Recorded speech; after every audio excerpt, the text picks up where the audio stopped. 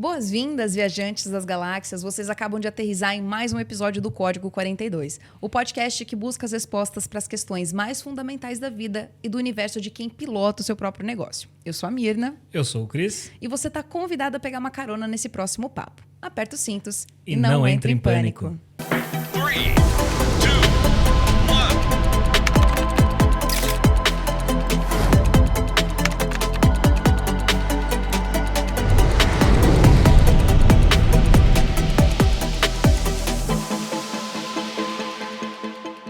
Quando a gente fala de experiência de atendimento, não é só de humano que essa regra vale. Os nossos bichinhos também merecem o nosso melhor. E é considerando tudo isso que ela resolveu empreender pensando num conceito de atuação voltado exatamente para os nossos melhores amigos, os nossos pets. Ela é médica veterinária especializada em cardiologia e aperfeiçoamento em sistema respiratório de cães e gatos, além de musa fitness e modelo nas horas vagas. Com vocês, Naiane Porfírio. Ai, gente, fico até nervosa. Obrigada mesmo pelo carinho. Mirna, você arrasa. Já estivemos muito. em outros podcasts juntos, tá? Já. Dessa vez mudamos de lado da mesa. Verdade. Porque no pod que eu participei, Dona Naiane me entrevistou. Era mesmo? É. Agora é a hora. Agora inverte a mesa. Exato. E foi super divertido. Foi, né? A gente começou Foi um podcast fazendo uma muito dublagem. Legal. Foi maravilhoso. Nai, eu queria muito te agradecer por estar aqui. Eu sou uma pessoa que sou muito fã de mulheres que dão as caras, que empreendem. E eu arrisco dizer que você, desde o começo, foi pé no peito o tempo todo. Você veio de Minas e eu conheço a sua história, né, por trás do empreendimento. E eu queria muito que você contasse como é que foi a sua vinda de Minas para São Paulo, a sua origem, a sua trajetória, a escolha da sua profissão. Conta tudo aí para a galera que não te conhece. Meu Deus. Vamos lá. A história é um pouquinho longa aí, mas... Bom, então, sou de Minas, interior de Minas, de uma cidade muito pequenininha, deve ter seus 20 mil habitantes, então é bem interiorzinho mesmo. Eu sempre fui, desde criança, muito apegada ao meu avô. Meu avô morava na roça mesmo, sabe? Interiorzinho, o senhorzinho que tira leite de vaca, põe o leite no latão, leva para vender na estrada. Então, eu vim daí. E eu era muito apegada ao meu avô, então, e eu adorava, todo final de semana... Todo domingo, principalmente, a gente ia almoçar na casa do meu avô, na roça. E eu sempre acompanhava ele a cuidar dos animais. Então, ele ia tirar leite da vaca, eu queria estar junto. Ele ia apartar a vaca, eu queria estar junto, queria aprender sempre. Ia cuidar dos pintinhos, da galinha, eu ia junto. Então, eu sempre participei da interação ali com os animais. E chegou até um momento que, quando eu fui crescendo, eu comecei a fazer isso sozinha. Então, eu sabia o que ele tinha que fazer e eu ia e fazia no lugar dele. Quando ele ia fazer, eu já tinha feito, sabe? Então, e assim, então eu lembro desde muito pequenininha já querer ser veterinária. Eu não sei exatamente, né, o momento disso, mas eu tenho uma leve lembrança de um dia... Na cozinha lá da casa do meu avô, na roça, que a casa do meu avô é aquele casarão, sabe? Antigo, bem antigo mesmo. E eu lembro de alguém perguntando, Nayane, o que você quer ser quando crescer? E eu bem pequenininha, eu olhei pra cima e falei, veterinária. Eu lembro disso, mas eu não lembro quem foi a pessoa que me perguntou. Não lembro. E isso nunca saiu da minha cabeça, então eu sempre quis ser veterinária. Então, eu brincava em casa com os ursinhos de pelúcia, sendo veterinária. Eu gostava de cuidar dos animais na roça com meu avô. Eu pegava bichinho da rua para cuidar. Minha mãe, claro, com responsabilidade, ela não queria que eu pegasse, senão eu pegaria todos os animais da rua. Mas ela deixava eu cuidar dos animais na rua. Então, tinha cadela que às vezes emprenhava... E aí eu via que ela estava gestando, daqui a pouco eu via que ela paria, porque ela ia sempre lá para pegar comida. Só que eu não via os filhotes. Aí daqui a pouco eu seguia ela na rua até encontrar onde que ela tinha parido. Aí eu ia lá todo dia cuidar dos filhotinhos. E aí foi a minha vida, assim, de infância. Então, eu sempre mirei nisso, em querer ser veterinária. Foi uma coisa que eu nunca tive dúvida. E até achava engraçado, porque minhas irmãs, tipo... o que você quer ser? Eu não sei. Eu falei, gente, é tão fácil saber o que quer. E, na verdade, eu não entendia, né? Isso foi fácil para mim. Mas, então, eu sempre almejei isso. Sempre ser veterinária. E a outra questão é que eu sempre fui muito... Hoje, né, eu converso com os meus pais e pergunto como que eu era criança? Como que eu era quando era criança? Porque eu percebo muito que o que você expressa na infância é mais ou menos a característica que você vai ter quando adulto. E os meus pais sempre falaram, não, Anne, você sempre foi muito corajosa. Você sempre enfrentava as coisas, você sempre ia atrás, não tinha medo de nada. Tipo, você ia pular na piscina, você não tinha medo, você se jogava. E eu sou um pouco assim na vida. né? De, assim, por mais que eu tenha medo das coisas, dúvidas, eu me jogo, eu vou para cima. Então, e aí eu sempre também, então, querendo ser veterinária, eu já pretendia fazer faculdade, na minha cidade não tinha faculdade, então eu já teria que sair. E eu nunca quis também morar na minha cidade, é uma cidade pequena, eu queria, até hoje, né? Eu sonho em crescer na vida, em conquistar as coisas. Então, eu sempre tive esse objetivo. E aí, então, eu saí para fazer faculdade, eu fiz faculdade em Poços de Caldas, na PUC. Então, com 17 anos, até saí antes fui para a faculdade antes, porque eu entrei também na escola antes. Eu entrei com 4 aninhos, porque eu chorava para ir para a escola. É umas coisas assim, né? Eu chorava para ir para a escola. E aí, eu entrei na escola antes, então eu saí com 17 e fui fazer faculdade. Fui para Poços, morei 5 anos lá, então eu já não morava com os meus pais, morava em República. E fiz esses 5 anos, mas sempre nas férias, o que eu fazia era me dedicar a estudos. Então, eu queria fazer estágio. Logo de começo, eu já fazia estágios. No começo, quando eu fui para a faculdade, eu pensei sempre em... Eu queria, né, na verdade, trabalhar com cavalos. Até, né, menina, a gente comentou sobre isso, que seus pais têm, né, cavalo, e eu sou apaixonada.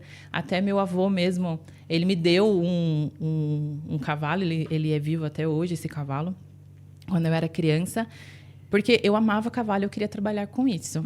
Só que a minha outra opção seria cães e gatos. E aí, quando eu entrei na faculdade, eu fui fazer alguns estágios, eu fiz estágio em granja, nem foi só focado nessa parte de pequenos, né?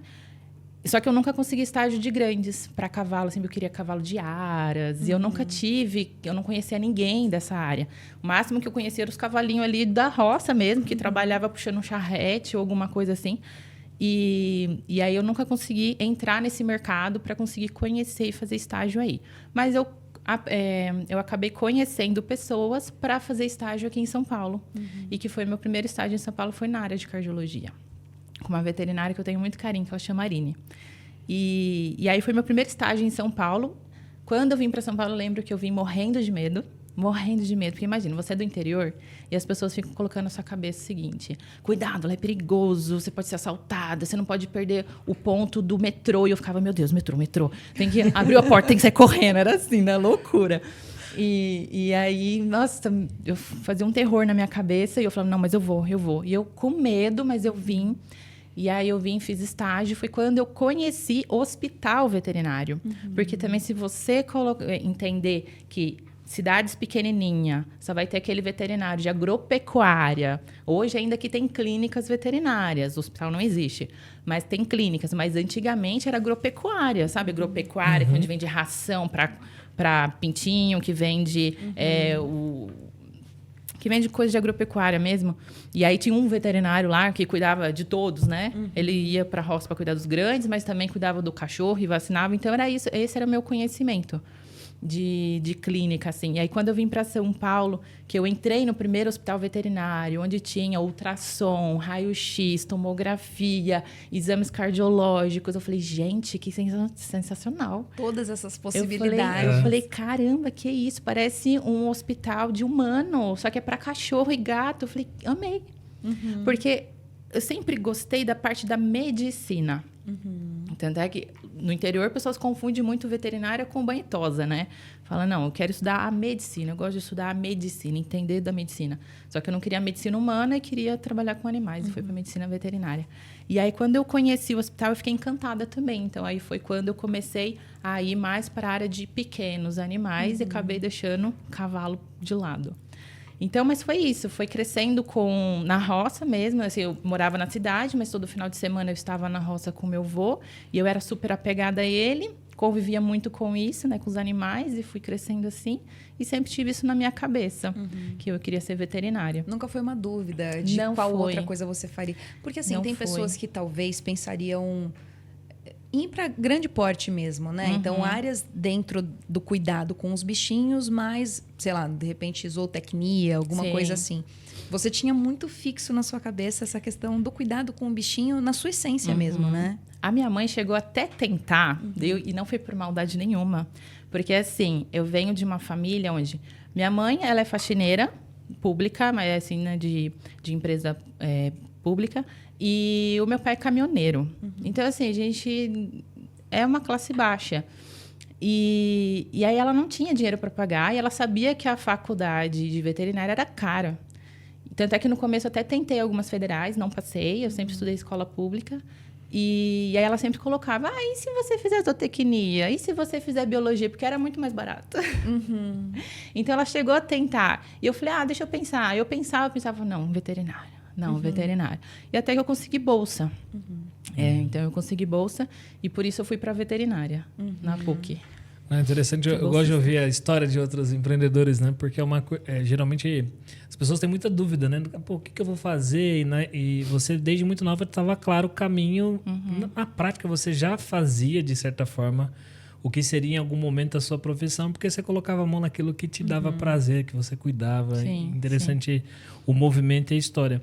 E de onde saiu, Nai, para você, assim, a ideia de empreender cuidando assim do pet, de gerar essa experiência no atendimento? Isso foi muito tardio, né? Porque depois que eu me formei e vim morar em São Paulo, porque eu queria morar em São Paulo. Eu queria porque eu acho que aqui é onde a gente consegue crescer, consegue explorar muitas coisas, né? Então, eu sempre quis vir para São Paulo. Tanto é que o meu primeiro emprego foi em Limeira. E aí eu falei, não, mas eu vou até eu conseguir São Paulo, porque eu não tinha conseguido São Paulo ainda. 2 meses depois eu consegui São Paulo e vim para São Paulo. E aí eu vim sozinha para cá também. Mas isso veio depois, porque eu comecei trabalhando nesse mesmo hospital, onde eu estagiei por muito tempo. Então, todas as férias eu vinha para estagiar aqui, depois eu comecei a trabalhar lá e trabalhei lá por 5 anos. Trabalhei 4 anos num plantão noturno. Então, eu cheguei aqui pegando os dias e horários que ninguém queria. Então, a primeira oferta é que, na verdade, eu vim pedir emprego e eles não me deram oportunidade porque eu não tinha ainda o CRMV, que era a carteirinha profissional. Eu falei, não, mas tá para sair, porque leva uns 3 meses para sair.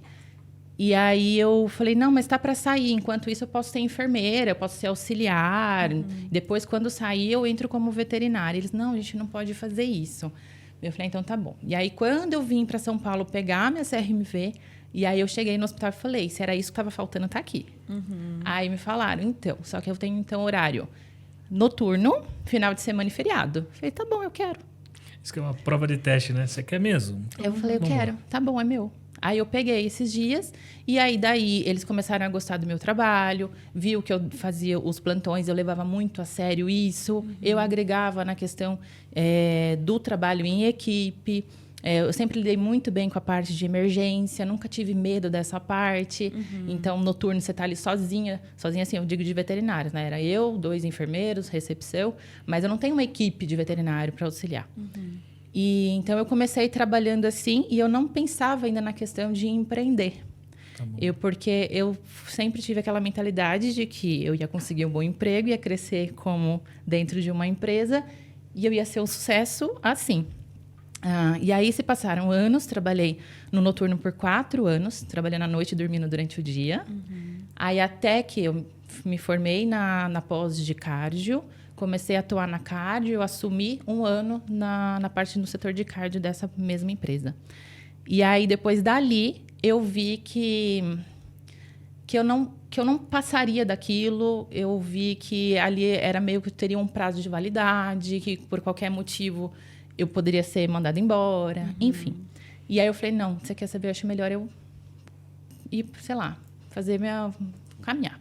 E aí quando eu saí, eu ainda não estava ainda pensando na questão do empreendedorismo. Eu entrei numa equipe de cardiologistas que fazia atendimento volante. O que é o atendimento volante? É você ter o seu material, o seu equipamento e atender nas clínicas. Então, a gente tinha um agendamento nas clínicas. Então, eu pegava meu equipamento na clínica A, aí eu saía de lá e ia para a clínica B, clínica C. Isso num dia. Então, em um dia, eu atendia talvez 5, 6 clínicas naquele dia, atendendo os animais na parte de cardiologia. Aí, dessa equipe, que aí quando eu comecei também a fazer alguns atendimentos, fazia domicílio, tudo. Comecei a gostar do domicílio pensando na parte do bem-estar do animal.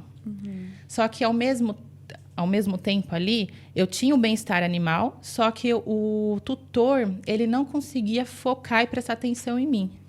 Porque era o vizinho que estava chamando, era a campainha que tocava, era a criança que saía gritando, sempre tinha alguma coisa que ele não prestava atenção. E aí entra uma outra questão também da questão de imagem, que é algo que vocês trabalham muito e que eu vejo isso fundamental.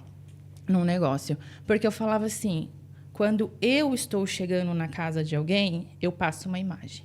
Quando eu estou recebendo essa pessoa no meu espaço para atender o paciente, eu passo outra imagem. E aí eu falei, eu preciso de um espaço. Por este motivo e pela questão de eu conseguir fazer com que o tutor foque em mim e não fique disperso, prestando atenção em outras coisas. E aí eu pensei nisso e já trouxe o que eu queria trazer, que era a questão do animal se sentir à vontade, se sentir bem. Eu queria fazer como se fosse um domicílio, só que dentro de uma clínica. E não existe isso em lugar nenhum. Não tem nenhuma clínica, nenhum hospital que, por mais que as pessoas se preocupem no bem-estar do animal, eles não conseguem entregar. Porque tem muita gente passando, tem muitos animais se conflitando. Aí tem, às vezes, animal que está internado, que está latindo, que já assusta o que está chegando. E, às vezes, nem é culpa, realmente, do estabelecimento. Mas fica inviável quando tem muitos animais, muita gente, você causar uma tranquilidade no paciente. É impossível. E aí foi quando eu pensei em ter um consultório e não clínica. Né? Porque a gente tem consultório, tem clínica e tem hospital veterinário. Consultório, você tem uma sala para atendimento, uma recepção, e é isso. A clínica, aí você já tem centro de cirúrgico, você já tem centro de emergência. Aí o hospital você já tem internação, já é um negócio, tem mais exames, tem mais gente rodando por ali. Eu falei, não, vou pegar um consultório, já que eu trabalho com 2 especialidades, que é cardiologia e pneumologia. O meu paciente, ele não é muito geral, assim, né? Eu preciso de algo mais específico. Eu falei, então eu consigo ter um espaço onde eu faço um atendimento individualizado e, com isso, eu proporciono para esses animais um bem-estar, porque ele vai começar a confiar em mim. Sem falar a questão da conduta também.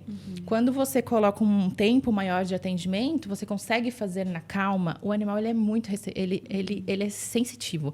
Ele sente muito. Se você está nervoso, ele vai sentir e vai ficar nervoso. Você está ansioso, ele vai ficar ansioso. Tanto é que a gente percebe isso com os próprios tutores. O tutor chegou ansioso, o cachorro está ansioso. O tutor acalmou, o cachorro acalmou. E vice-versa. Porque também se o tutor percebe que ele está estressado, ele também fica estressado, incomodado, porque ele está vendo o animal dele estar estressado. Então, quando você consegue fazer com que os tutores e os animais fiquem tranquilos, flui completamente diferente. Mas foi aí trazendo a questão do consultório. Foi quando eu peguei um espaço, montei um consultório, quis trazer um ambiente agradável, desde a questão de onde você senta, porque, no geral, você vê uma clínica veterinária, uma cadeirinha de plástico, alguma coisa assim. Eu falei, não, quero poltronas, para as pessoas se sentarem à vontade. Eu quero um lugar limpinho. Então, a cada paciente, a gente limpa o consultório inteiro. Porque, às vezes, acontece... Queira ou não, pet solta pelo, gente. Isso é normal. Não é esse o problema. Mas o problema é ficar acumulando. Entrar um, juntou pelo. Aí chegou o segundo, juntou mais pelo. Vai juntando um pelo. E sem falar o cheiro, né? E isso acaba interferindo nos outros animais. Então, a gente faz a limpeza a cada paciente que chega. Para não ter isso. Aí tem uma musiquinha ambiente, confortável. Isso tudo traz sensações para esse animal que fazem com que ele fique tranquilo. E eu sabendo também lidar com esse animal de forma calma, tranquila, respeitando o espaço desse animal. Porque já foi a época que o veterinário era aquele que agarrava no pescoço do cachorro e virava e contia, que nem como se fosse um bezerro, né? Que o pessoal geralmente faz isso. Eu falei, então, não é assim, não precisa ser dessa forma. Se você conseguir comunicar com o animal ali, ele te entende. E ele te respeita, ele confia em você, ele deixa você fazer o que quiser. Eu tenho vídeos que os animais começam a rosnar assim pra mim. E eu tô calma, eu tô deitando, ele olhando assim. Aí, às vezes, até tenta dar uma pegadinha. Mas eles me respeitam, eles deixam eu fazer. No meu consultório, eu nunca precisei usar uma focinheira. É muito interessante a sua história, Nay, por várias questões, assim. Você é muito obstinada. Você colocou na sua cabeça que você queria vir para São Paulo. Você veio. Você colocou na sua cabeça que você queria fazer medicina veterinária. Você fez. Você colocou na sua cabeça que queria ter o seu espaço com as suas experiências que você pode proporcionar tanto para o tutor quanto para o pet. Você foi lá e fez. E é um consultório, Cris, assim, que dá vontade de você ser atendido, sabe? Porque a iluminação é pensada, tem um cafezinho na hora que você chega. Tudo é realmente pensado para gerar essa experiência. E quão não óbvio isso é, porque hoje a gente fala muito de experiência, de atendimento ao cliente, sempre pensando nesse cliente humano.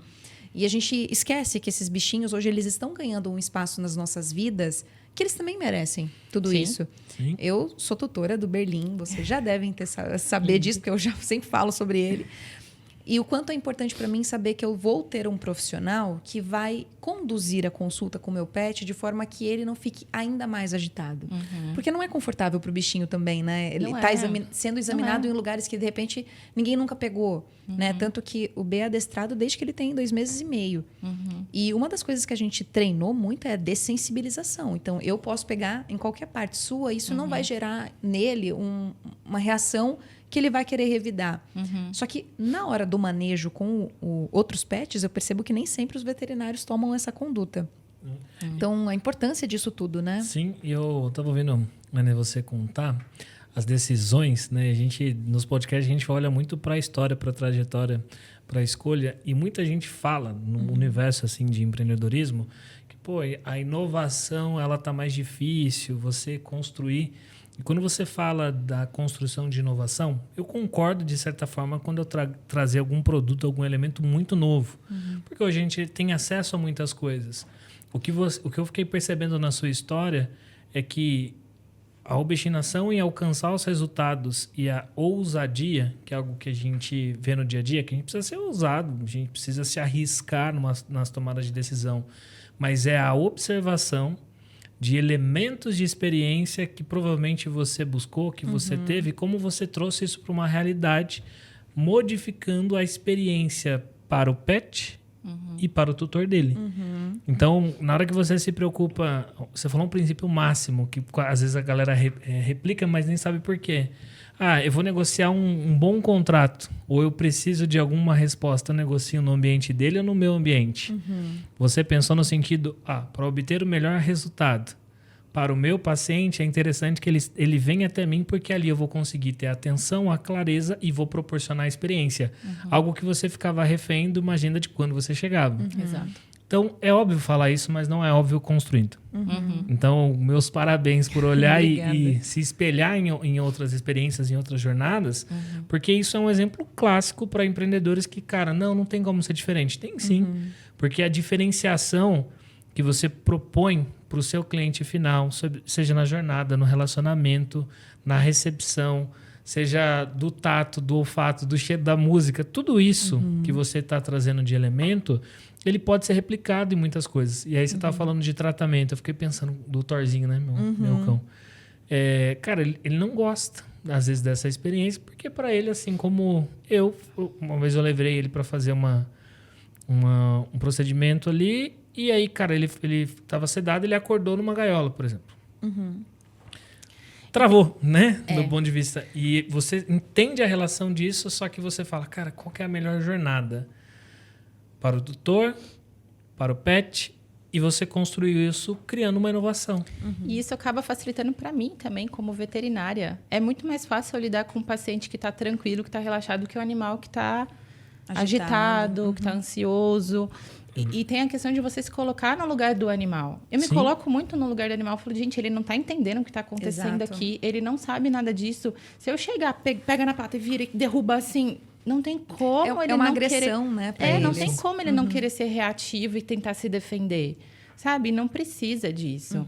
Então, eu me coloco muito na questão também do lugar do animal. E tem umas coisas, assim, tão fáceis de serem resolvidas. Vou dar um exemplo. Você que já frequentou...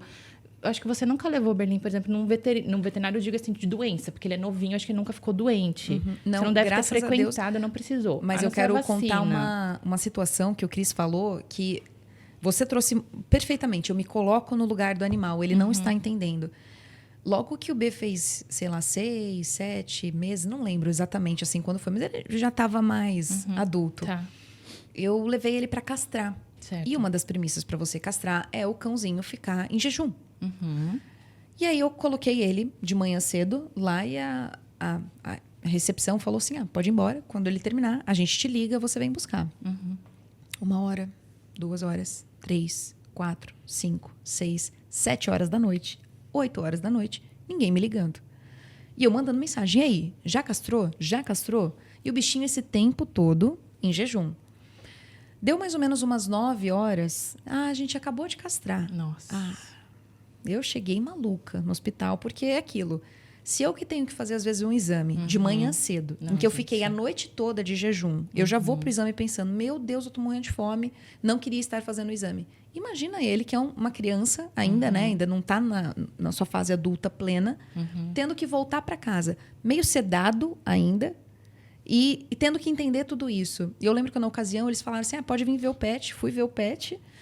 E pode ir embora, ele vai dormir aqui para uma questão de segurança e tudo mais. Ele fez um escândalo tão grande que desesperado. E mais do que isso, Nai, querendo fazer xixi. Ai, que ele não tinha nem conseguido fazer xixi. Aí, bom, compramos lá toda a roupinha dele para chegar e pegá-lo de volta. E ele ainda, naquela sedação, né? Porque leva um tempo para poder passar. Assim que ele pisou no chão, ele se mijou todo, de verdade, porque ele estava se segurando há tanto tempo e ele estava com a roupinha. Aí o que acontece? Ela não é feita para você usar com o cachorro assim. Teve que tomar banho tudo de novo, higienizar o cachorro, mesmo ele naquele estado. Então, essa questão do olhar para o pet humanizado, e aspas nisso, né? Sim, porque é um pouco contraditório. Ele é muito importante, porque eu não pisei mais nesse hospital, mesmo tendo sido um hospital que eu já usei outras vezes para outros cães, já não é um hospital que eu procuro, porque eu já sei que a experiência de atendimento para o meu cachorro não foi a melhor. Que processo, né? Ele Exato. não se preocupa no não, linha, né, de produção. É uma coisa que me machuca muito isso. Eu trabalhei muito tempo na internação. E os veterinários gostavam muito do meu trabalho lá. E eu tive uma equipe muito boa, realmente, de enfermeiros que me ajudavam ali. A gente foi, de verdade, nesse hospital foi a melhor época de plantão, assim, de equipe plantão, foi a nossa. Mas, infelizmente, eu vejo isso às vezes acontecer. Já vi, antes de eu fazer mesmo a veterinária, quando eu morava na minha cidade, uma vez eu fui com uma amiga levar o cachorro dela para castrar também, no veterinário. Aí colocaram numa gaiolinha lá, pequenininha, o cachorro era maior, ela ficava assim, porque se ela esticasse o pescoço dava... Eu fiquei com o coração tão apertado. Eu falei, gente... Aí até eu liguei preocupada, eu falei, olha, então, aquela gaiola estava muito pequena, não consegue... E entra na mesma questão. Aí fala, não, mas já vai para castração, já vai para o centro cirúrgico, não sei o quê. Aí nisso demora. E fica quase um abate, né, Nai? Assim, isso que o Cris falou, dessa linha de produção, ela se perde. É complicado. E isso machuca muito. E é uma parte da veterinária, assim, não são todos os lugares que são assim, tá? Não são todos, mas existe assim. E é algo que eu fico tentando mudar. Falei, pelo menos no meu trabalho eu vou mudar isso. Perfeito. Onde eu convivo eu vou mudar isso. A questão que eu ia falar tem coisa que é tão simples da gente resolver e que, por exemplo, no meu consultório tem aquela mesa de metal, porque ela é obrigatória para atendimento veterinário. Só que eu não necessariamente preciso colocar o meu paciente em cima daquela mesa gelada. Eu posso colocar um colchãozinho para ele. Então, é tão simples. Lá tem colchão no meu consultório. E se eu vou atender em outro lugar diferente que não tem, eu pego o colchão da internação para poder atender um outro paciente. Porque eles sempre colocam naquela mesa. É horrível. Imagina você subir naquela mesa e eles tendo aquela unhinha. É horroroso, gente. Então, coloca um colchãozinho, coloca alguma coisinha. Pega o próprio cobertorzinho que ele vê. Às vezes vem um gatinho com cobertor. Pega o próprio cobertorzinho, põe ali. Ele já vai se sentir mais em casa. Então, são umas coisinhas tão simples de serem resolvidas. E que não atrapalha na conduta de vocês, né? Não, só nos ajuda, na verdade. Porque quanto mais confortável esse animal ficar, melhor é. Perfeito. Né? E eu vejo muitos tutores falando, olha que legal, aqui tem um colchãozinho, não precisa ficar nessa mesa gelada horrorosa. Eu falei, não precisa. E é tão fácil, é fácil de resolver, sabe? Não, mas quando você fala fácil, até provocando, é fácil porque o seu negócio você empreende com foco na experiência do cliente, que é o seu pet. E isso é uma falha que a gente vê nos negócios como um todo. Que aí o pessoal fala assim, meu cliente não compra, ele não gosta, ele não retorna para minha loja, fazendo uma alusão. Mas por quê? Você está cuidando dele, cara? Qual foi a experiência que essa pessoa teve? Será que foi realmente uma experiência de aconchego, de falar, estou aqui, posso confiar? Ou é de afastamento, porque fala, não, me senti mal, meu animal ficou mal lá, ficou desesperado, vou sair daqui. Né? Então... E até... pegando essa questão de experiência, de você pensar em tudo, em toda a etapa de compra, né? Desde a hora que ele chega, o atendimento, a recepção, como o bichinho vai ficar. E a Nai tem uma premissa muito interessante, porque geralmente, considerando que ela tem, por exemplo, uma poltrona, qual que seria o mais óbvio? Não, o cachorro fica no chão. Não. E ela deixa. Onde o cachorro quiser sentar, ele senta. Dele. Onde o gatinho quiser ficar, ele fica. Você sente que os tutores eles estão mais exigentes? Você fala nessa questão de qualidade e de... Acredito que sim. Assim, não todos, porque por mais que eu tenha o meu consultório, que eu siga esse conceito, ainda tem clínicas um pouco mais de bairro, bem mais simples, que eu acabo atendendo. E eu pego um público diferente que parece que eles nem conhecem isso. Então, para a pessoa que nem conhece isso, ainda existe aquela pessoa que o cachorro fica no quintal, que toma chuva. Então, ainda existe. Mas, no geral, para aquele paciente, aquele pet que vai para dentro de casa, onde as pessoas já puderam vivenciar isso, com certeza. Eu tenho clientes que, às vezes, eles falam, não, eu vim aqui porque que aqui ele fica mais tranquilo do que outro lugar, porque aqui eu me sinto melhor. Então, sim, eu vejo que eles são mais exigentes. E é uma mudança de comportamento, né? Pelo menos eu vejo nos últimos anos o mercado, até acompanhando startups, né? Que até então a gente não tinha tanto, mas olhando para construção de planos de saúde, o do cuidado. Porque até então, quando eu me remeto pensando no passado, você não necessariamente tinha esse cuidado, né? Com o pet. Sim. Às vezes era... o mercado pet, ele cresceu, está crescendo muito. Ele já cresceu muito, mas está crescendo muito. A própria veterinária está avançando muito também. Hoje a gente tem a grande maioria das especialidades, coisa que poucos anos atrás não existia. Né? Então, assim, é algo muito novo e cada vez mais a gente tem novas especialidades aí no mercado e os tutores aderindo a isso também, né? Porque ainda, às vezes, eu pego clientes que falam antigamente o animal não ficava doente, não tinha essas frescuras, não tinha essas doenças, não. Na verdade, tinha. Mas a gente que não tinha diagnóstico para isso, porque mal fazia exames para isso. Um animal castrado antes, ele só ia para castração, não fazia nenhum exame prévio, né, dessa castração. E quando ficava doente também, era sempre talvez uma verminose, que isso daqui não tem um diagnóstico, né? Mas também vivia muito menos. Antigamente, a vida média de um cão, é claro que varia entre os animais de porte pequeno e grande. Por quê? O porte pequeno, ele vive muito mais do que o porte grande e gigante. O gigante, ele vive menos. Mas tem crescido a expectativa de vida. Antes, um cachorro tinha uma média de 7, 10 anos de vida. Hoje, a gente vê animais com 17, 20 anos. A minha faleceu com 17, quase para 18. Eu peguei uma cachorra recentemente, SRD, porte médio, 22 anos. Caramba. 20, foi a mais velhinha que eu peguei. E bem assim, ó. Então, a expectativa de vida está aumentando. Mas por quê? Porque hoje a gente tem diagnóstico, hoje tem tratamento. E isso não se deve só à nossa dedicação como veterinário, mas dos tutores de quererem tratar também, né? Porque também vai da aceitação da pessoa. É que virou parte da família, né, Nay? Eu vejo muito pelo B. A forma que a gente tratou a Belinha, que foi a minha primeira cachorra, é muito diferente da forma como a gente tratou o B. E claro que a Bela teve todas as regalias também do mundo. Mas também era uma época diferente. Mas é isso, também porque o conhecimento, ele também liberta nesse sentido. Imagina que eu nunca pensaria em colocar um adestrador. Pensando, nossa, mas para que eu vou gastar dinheiro com isso? Sim. E hoje, eu até brinco com a Júlia, e se ela escutar esse episódio, fica aqui meu agradecimento público, que foi o melhor investimento que eu fiz. Ele é um cachorro obediente, ele é um cachorro menos ansioso, ele é um cachorro que, se eu precisar dar algum comando, por exemplo, vou na farmácia com ele, eu coloco ele do lado de fora, ele não entra atrás de mim, não fica latindo, não faz escândalo. Cara, isso é um conforto para mim, como tutora, muito grande. Ajuda muito. E mais do que isso, para ele, porque você trouxe um ponto logo no começo da nossa pauta, que é um cachorrinho, ele é muito sensível, um gatinho, ele é muito sensível. Animais, no geral, são muito sensíveis. Então, se você tá ansioso, ele fica também. Se você tá agitado, ele vai ficar também. Se você tá feliz, ele vai ficar também. Então, quando você regula emocionalmente esse bichinho, você também regula a família. Sim. E aí, por consequência, essas coisas elas vão se alimentando, digamos assim. Nay, eu não sei o quanto você tem de experiência na área, mas me ocorreu agora uma pergunta... que é em relação a esses cães de apoio emocional, cães que são de suporte, por exemplo, para pessoas que têm alguma deficiência e tudo mais. Existe algum cuidado especial que a gente precisa ter com eles da perspectiva de saúde? Porque de adestramento, com certeza, é uma prática, mas de saúde, existe alguma coisa diferente ou é a mesma conduta? Eu não tenho conhecimento na questão específica, porque, de verdade, eu nunca nem atendi nenhum paciente desses. Mas eu acredito, posso estar falando besteira, mas eu acredito que eu acho que é igual para todos. Né? Então, assim, que é importante fazer os check-ups desses pacientes, num geral, independente se ele é de aporte ou não, mas os check-ups são muito importantes, porque muito das doenças crônicas que vêm com o envelhecer e que é o que diminui o tempo de vida, eles vêm de uma forma muito silenciosa.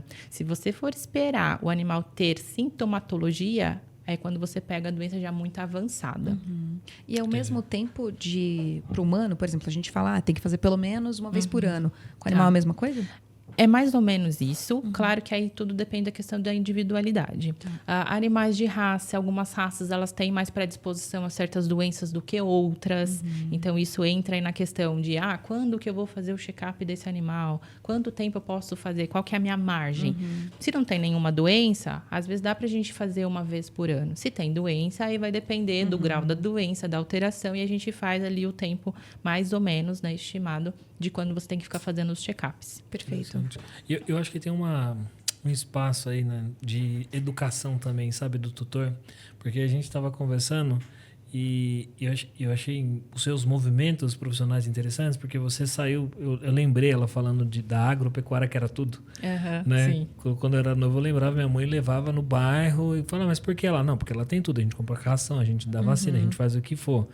E quando a gente vem para São Paulo, que é uma outra realidade de tamanho, de pessoas, de cenários, eu nunca, sei lá, 3 anos atrás, eu olharia para esse nível de especialidade também no cuidado de pet.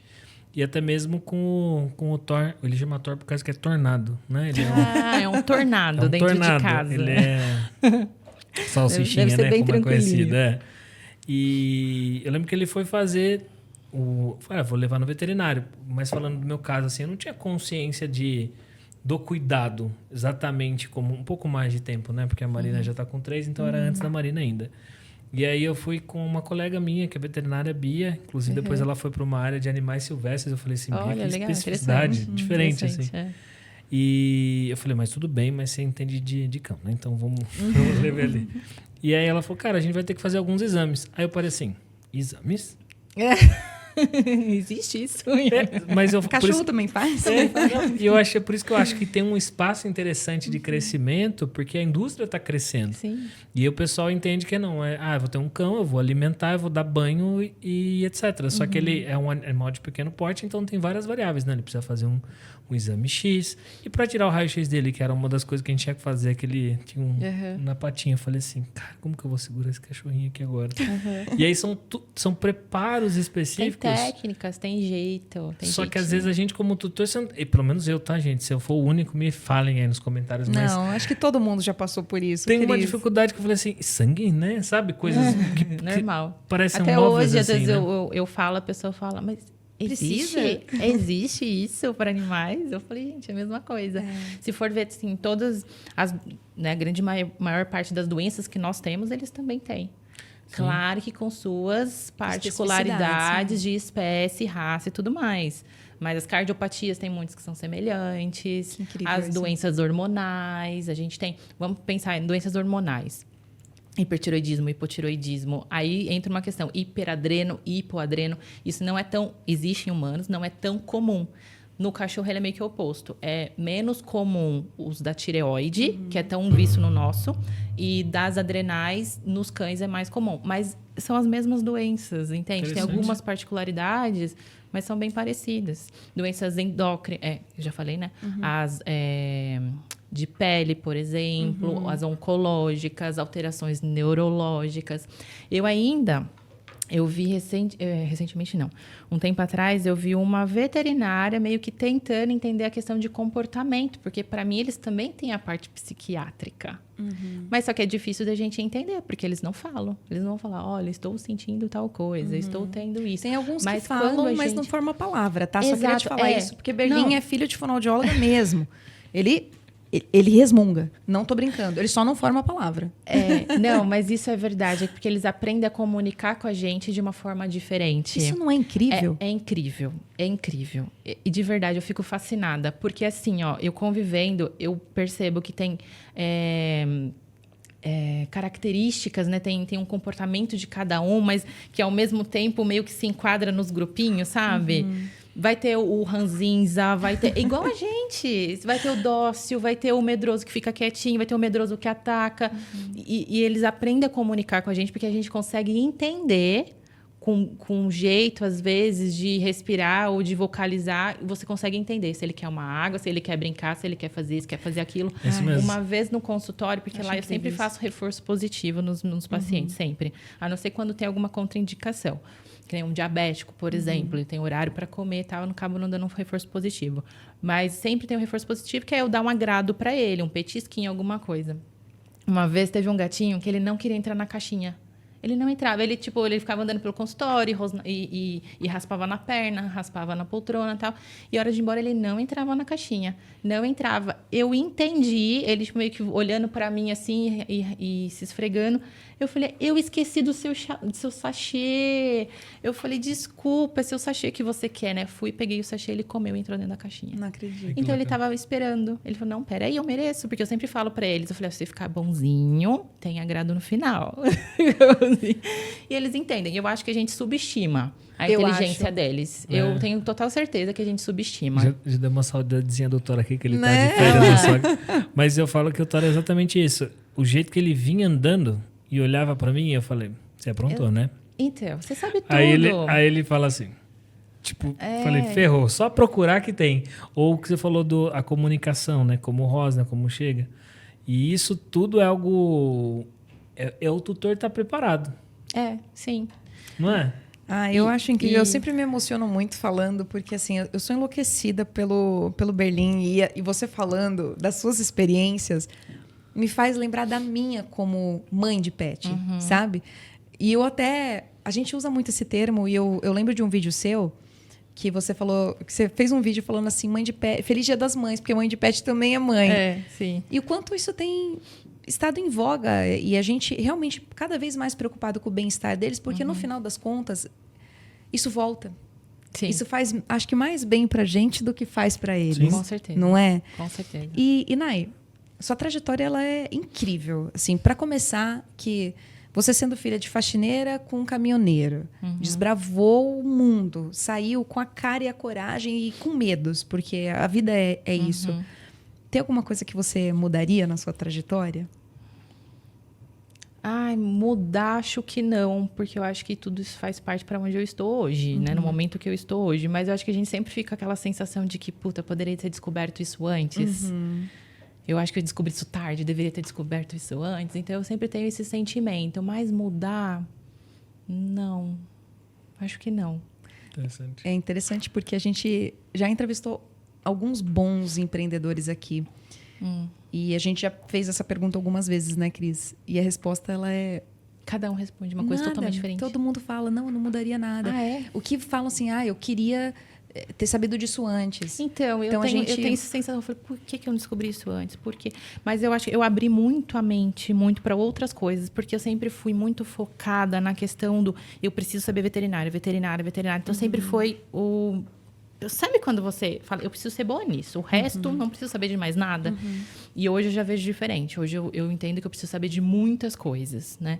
E a internet veio para me ajudar muito nessa parte. Então, eu sempre foquei muito nisso e sempre foi isso. E aí eu abri a cabeça para as outras coisas, mas eu tenho um sentimento de que veio tarde. É um sentimento. Mas eu acho que é um pouco de cobrança. Eu tenho até curiosidade depois do livro, né, do Poder do Nicho, que é um pouco do que eu vejo nela.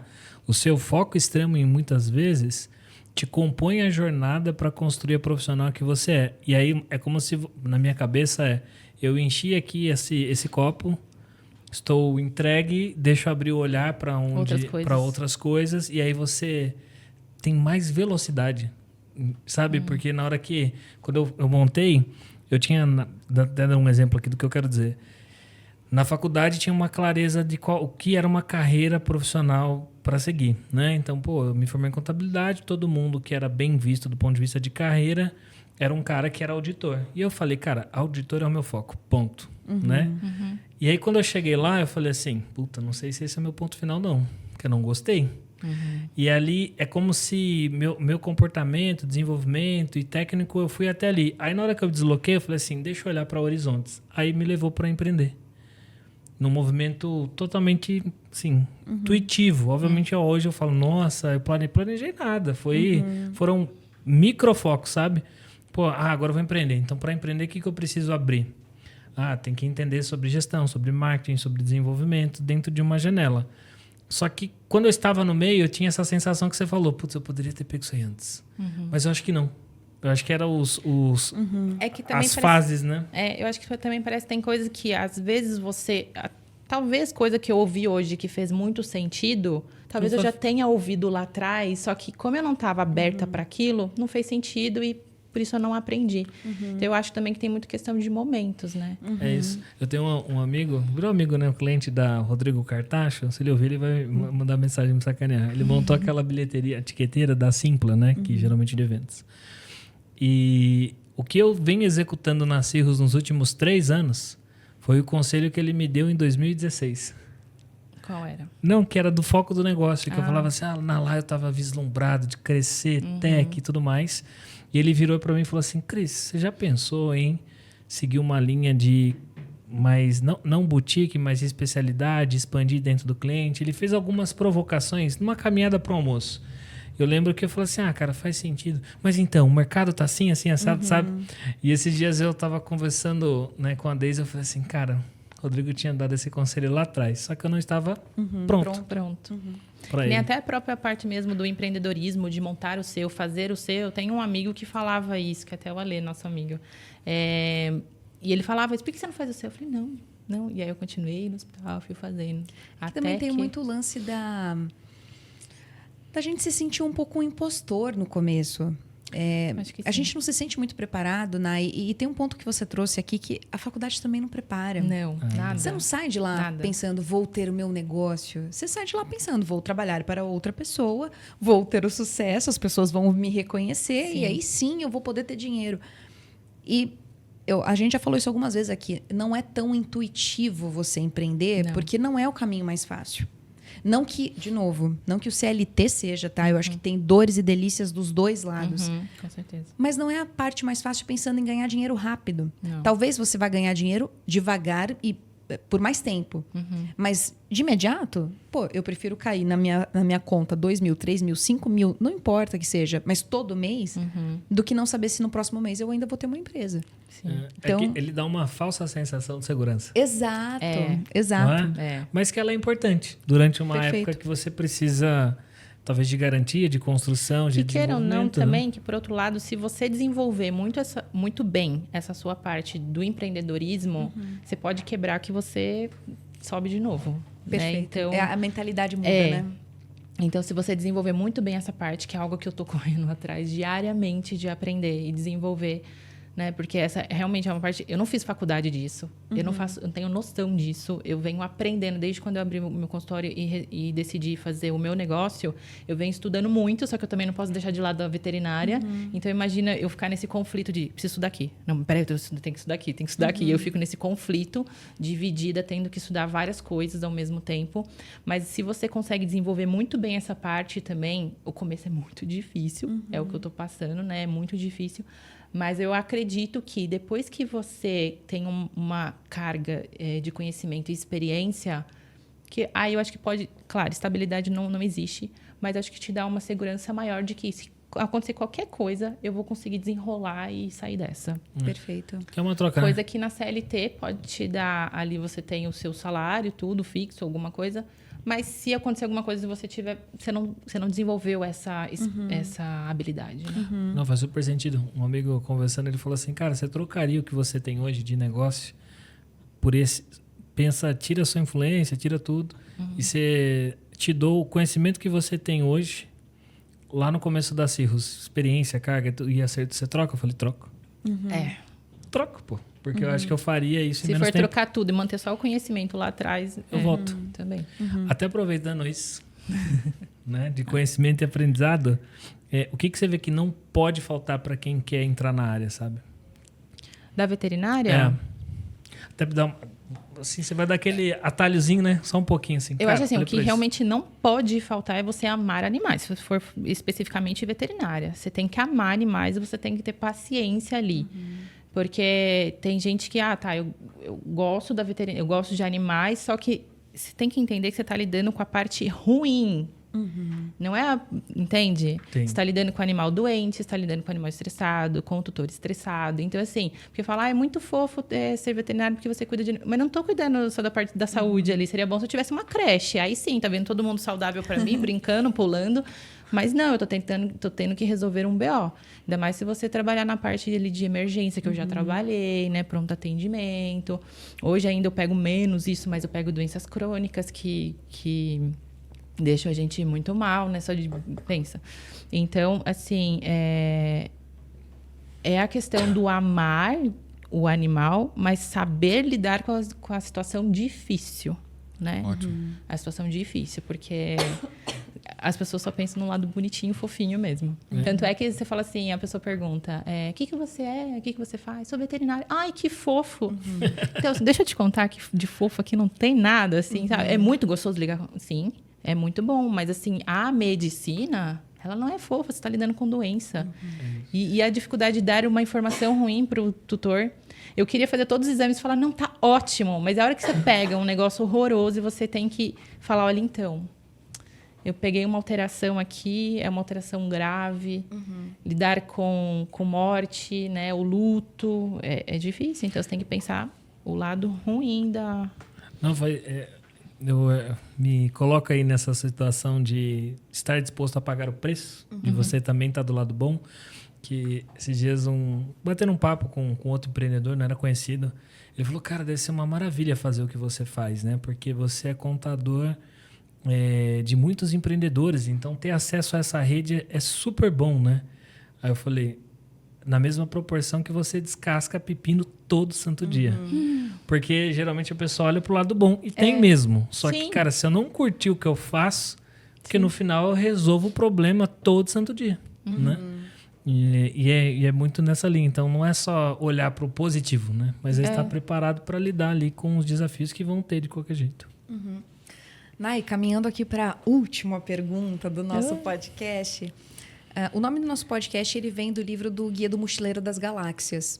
E o Código 42, no livro, ele é a resposta para as questões mais fundamentais da vida e do universo. Para você, qual que é o Código 42? Gente, se a gente for pensar em sentido da vida, isso é uma coisa que eu não descobri até hoje, né? Porque eu vivo me pegando. Qual que é o sentido real da vida? Porque a gente fica se desafiando, a gente fica, eu quero fazer isso, mas para isso eu preciso fazer outra coisa, né? Então, você fica sempre, qual que é o sentido? O que realmente eu devo fazer? Mas eu acho que a gente tem que encontrar situações onde a gente consiga ter uma vida realizada. E eu vejo a realização quando você tem conquistas e evoluções. Então, você está entrando no raciocínio. Mas eu, por exemplo, me vejo motivada a atingir meus objetivos. Então, eu sempre estou colocando objetivo. Então, assim, eu sempre tenho que me colocar em desafios novos. Porque isso me motiva. E eu acho que a vida é feita disso, de desafios, que é o que vai te motivar. Não adianta você ficar esperando... E a motivação não está ligada só a felicidades, né? Porque eu acho que a felicidade ela vem na conquista. Então, é um processo duro que você caminha ali para tentar conquistar e a felicidade está em cada conquista. Eu não sei se eu consegui ser clara quanto a isso, mas eu vivo o meu viver é... na motivação de chegar a um objetivo e cada vez eu tenho um objetivo novo.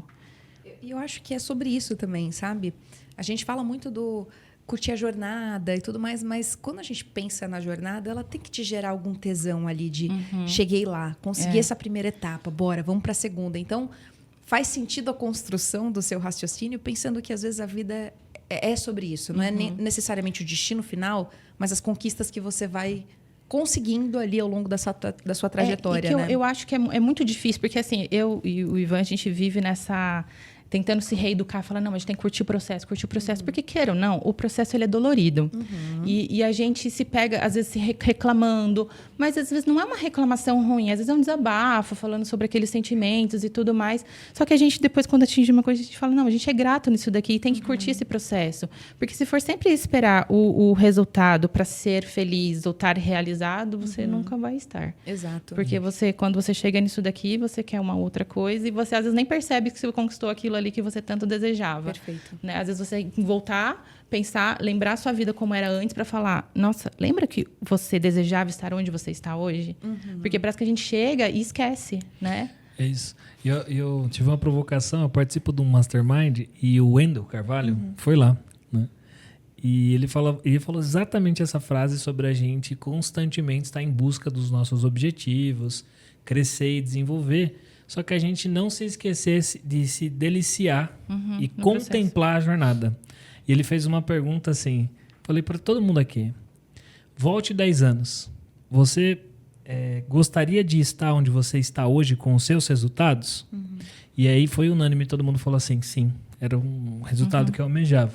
E ele falou, por que ninguém aqui está feliz? Pois é. Porque antes na discussão, todo mundo estava ali se cobrando para ser melhor, para ter o resultado. E ele falou, nossa vida ela é um balanceamento entre o nosso estado de sofrimento e o nosso estado de contemplação. E não há como falar que você às vezes não vai estar ansioso, que você às vezes não vai estar triste, que às vezes você não vai estar puto. Porque isso compõe um lado da moeda. Só que, cara, você tem a contemplação. E a gente estava dentro de um ambiente ali de resort e tal. Ele falou assim, cara, quem aqui sentou... Né? Eu ia falar, porra, mas ele não falou isso, né? Ele falou assim, quem aqui sentou 10 minutos para olhar para a represa e contemplar o ambiente que vocês estão acessando?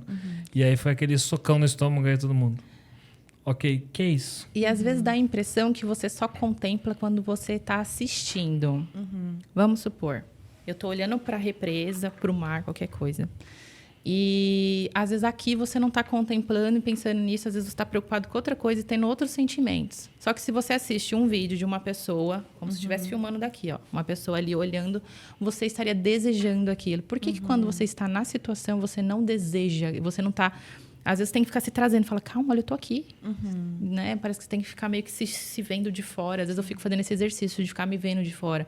Porque eu sou uma pessoa que às vezes talvez passe a impressão de ser reclamona. E vou falar, para de reclamar. Mas eu sou uma pessoa que eu não fico guardando pra mim os sentimentos. Eu sou da pessoa que gosta de desabafar, sabe? Então, e tem a hora que às vezes eu tenho sentimentos que eu falo assim, eu não sei por que eu tô com esse sentimento. Sabe? Era pra eu estar feliz. Por que eu tô com esse sentimento? Eu não tenho que estar com esse sentimento. Olha, né? As coisas que a gente conquistou, as coisas que a gente tá conquistando. Eu tenho... Tudo que eu preciso ter, eu tenho aqui comigo. Tenho você do meu lado. Por quê? E às vezes vem o sentimento de que... Mas parece que a gente precisa se assistir de fora para conseguir realmente enxergar, né, o que está acontecendo na sua vida. Acho que chegamos no código 42. Chegamos no código 42. Eu acho que quando vem a pergunta de pressão, assim, dá travada. Aí quando tá conversando, o negócio desenrola. Nai, deixa suas redes sociais pra galera te acompanhar, te prestigiar, saber dos seus serviços, enfim, levar os pets aí pra ter essa experiência. Tá, no Instagram é DRA, de doutora, .Naiane Porfírio. Tem também o Instagram que é do consultório, que ali eu tento postar só coisinha do consultório, mas no meu particular, que não é o particular, é o profissional.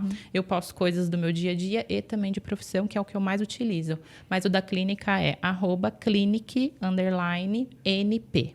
E na internet também, se você entrar no Google ali, tem o www.naianeporfirio.com.br, que aí tem um pouquinho ali sobre veterinária e a clínica. Maravilha. Cris?